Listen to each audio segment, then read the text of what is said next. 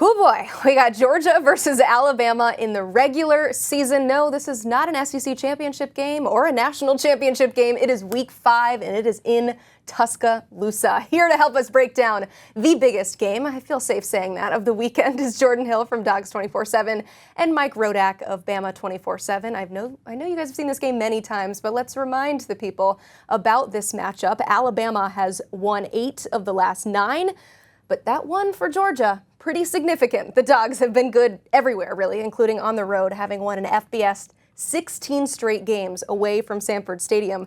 But the Tide, they don't lose in T-Town, winning 28 of their last 29 at home. So that's the overview. Let's dig deep into this matchup and talk about this Alabama offense has looked pretty great to start the season, while Georgia's defense has not allowed a touchdown in 4 straight games dating back to the Orange Bowl. So we're about to find out what gives here. Mike, let's start with Jalen Milroe and just how has he looked in this new offense so far? Yeah, I mean, it's definitely been different than what Kalen DeBoer has done in Washington. I mean, Kalen DeBoer was second in the country last year in pass attempts per game. Right now, Alabama is in the bottom 10 in the country in pass attempts per game. So they're relying much more on Jalen Milroe's legs. They're trying to adapt their system to Jalen Milroe. And that means the ball's in his hand a lot. It's not a team that's thrown the ball around a yard. I mean, Jalen Milroe has picked his spots as a passer, and he's done really well with some of those downfield throws to Ryan Williams and Jeremy Bernard. But this is not the prolific passing offense that Kalen DeBoer has been used to. So there's some adjustment and I think tweaking that's going on there and trying to figure out the right balance. But he's done well. I think the biggest key for him is avoiding interceptions. It's been 146 passes in a row now that Jalen Milroe has thrown without an interception going back to last November. And that's been pretty key for him, is avoiding those big mistakes that you think back to last year at this time got him benched when he threw 2 picks against Texas. Well, yeah, I mean, looking at Jalen Milroe in this matchup, I think it's no secret. Georgia knows it has to contain him, and that's sort of the key word. You know that Jalen's going to make plays. Kirby made that point on Monday previewing this game. They understand that he's a very talented quarterback, and the fact he's able to keep plays alive is just such a huge factor for Alabama. You look at that SEC title game back in December, his numbers weren't gaudy, but he found ways to keep drives alive. He made the plays that Alabama had to have, and what wound up being a 3-point victory for the Crimson Tide. So it's no secret that Georgia knows Jalen Milroe is the key to this game. They're going to give up plays here and there, but they got to be ready to stop him more often than not. Yeah, they're very familiar with that quarterback. As for Georgia, they had an entire bye week to dissect that Kentucky game. Have to imagine that was not a fun film study by any means. Maybe defensively it was a good time in that room. But Jordan, what did they learn from what went wrong in that, I'll call it a too close for comfort victory? Well, yeah, I mean, you look at from the offensive perspective, I think that pretty much the entire offense, aside from maybe Trevor Etienne and the running backs, could just throw that film out. It just wasn't a good game across the board. The offensive line struggled. Carson Beck did not look comfortable. Probably his worst start as a Georgia Bulldog. And the receivers weren't able to make very many plays, especially out on the perimeter. But, it's sort of been a continuation of what we saw back in week 1. Georgia really struggled in the first half against Clemson. And when you look at this game on Saturday, I think the thing that Kirby Smart and this entire offense are going to be talking about is starting fast. Georgia in the first half this year, 16 first half drives, only 3 have ended in touchdowns. I think they understand that this is a very explosive Alabama offense, that they can't afford to waste those early drives because, one, you don't want to be playing from behind at any point, but to be doing it on the road with this kind of Alabama offense, they know they can't afford to be trying to play catch up in Tuscaloosa. They know this is going to be a big test on Saturday night. Oh yeah, Jordan, earlier you mentioned that SEC championship game. I mean, a good chunk of these players were around for the last meeting between these two teams in that SEC championship, but this will be the first time for a young wide receiver, Ryan Williams. Mike, quick pop quiz. Do you know how old he is? 17. I've heard that a million times by now. 17? No, I know. I know you and everyone in America are well aware of that fact. But how can he impact this rivalry game on the field? Yeah, I mean, he's a mature kid for his age. He is only 17. He came out of high school a year early, but he looks the part. He looks like he's ready for this stage in a big SEC game.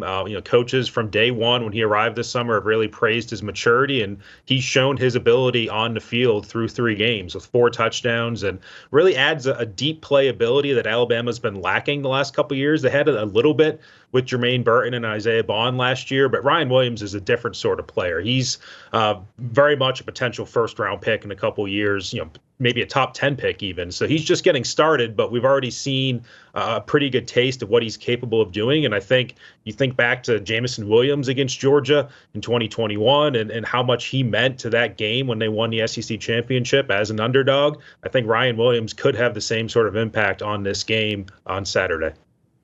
Very good point there. Both of these teams, unfortunately, though, dealing with some injury questions. And I just want to say, full disclosure, we are recording this on Wednesday, so some things could change. But as of right now, I'll call Mykel Williams and Malachi Moore's status as up in the air. But Mike, how will the availability uncertainty potentially affect this game? Yes, for Malachi, he is back at practice. It seems like he's cleared the protocol as far as the concussion, so he should be good to go on Saturday night. And for right now, I'd say the only big injury question for Alabama is the edge rusher, Quay Rusaw, the second-year player who's done some big things for him so far this year. So Alabama's pretty healthy going into this game, and they need that on defense. This is obviously a Georgia offense that can slice them up. Carson Beck has that ability, and Alabama has some veterans on defense, and that's really led by Malachi Moore, in his 5th year, and knows what he's doing back there. So that will be a good player for Alabama to have back after he had left that Wisconsin game with the concussion.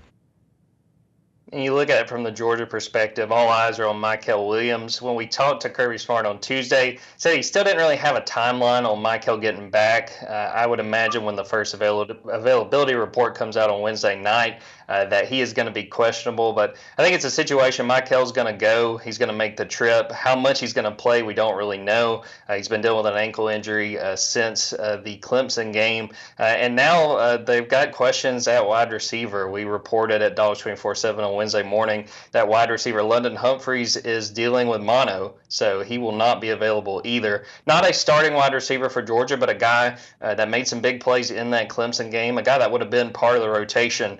Big questions on the defensive line with Mykel Williams and a few other guys, Warren Brinson and Jordan Hall, and now a new question with this wide receiver. Will be very interesting, especially on the receiver side, to see who steps up.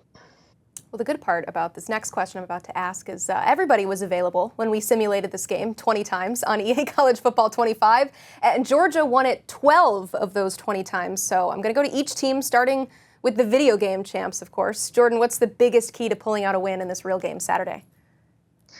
Well, I think it's kind of cliche, but I think you have to win in the trenches on both sides of the ball. I mean, you look at it from the Georgia offensive line, they're going to be replacing Tate Ratledge, the starting right guard who had to have ankle surgery after sustaining an injury against Kentucky. So you got a guy in Micah Morris that's going to be starting. I believe this will be his first start. Again, on the road in Tuscaloosa, not going to be easy. And I want to see if Georgia's able to run the ball well. I think the key to Georgia having a chance on the road is Trevor Etienne having a big game. And, from what we've seen from this Alabama defense, they have been susceptible to giving up plays on the ground. And then on the other side, it goes right back to the conversation about Jalen Milroe. They have to get pressure. Again, Mykel Williams, don't know how much he's going to play. Trying to get Warren Brinson back. Don't know if Jordan Hall will be back. They have to get guys that can go in there and pressure Jalen Milroe. I think Jalen Walker is going to have another big game. He had a great day against Milroe in the SEC title game. But if they give him a lot of time to make plays, Jalen Milroe will make this Georgia defense pay. Yeah, and for Alabama, it goes right back to what Kalen DeBoer said on Wednesday, which is turnovers are going to be the key to this game. Georgia does not turn the ball over very often. They're very good at controlling the ball. Alabama, they might have some issues. I mean, South Florida game a couple games ago, they had 3 turnovers. They were able to win that game. It's a matter of trying to control the ball with Jalen Milroe. Like I said, he's done well with that, with the 146 consecutive passes now without a interception. But you have some young players out there, Ryan Williams. Just seeing how that all goes offensively is a big issue for Alabama in terms of making sure they're doing the right things and not turning the ball over. And then defensively, this is a defense that's going to be more aggressive than what Nick Saban's defenses were. Kane Womack loves the swarm D, as he calls it, and they want to get to the ball. They want to try to knock the ball out. They want to try to pick the ball off. So that could cause turnovers, but that also could backfire with some young players in the secondary as well. So turnovers, absolutely the number one issue for Alabama. 100%. Jordan, don't worry about calling it a cliche that this game is going to be won and lost in the trenches. This is a top 5 matchup in the SEC. Of course it's going to come down to that. It usually does. Thank you both so much for the great analysis. I learned a whole lot. If you want to learn even more, keep it locked into Dogs 24/7 for all things Georgia football and Bama 24/7 for everything you need to know about Alabama. It's not just this massive matchup. These guys, they've got you covered all season long.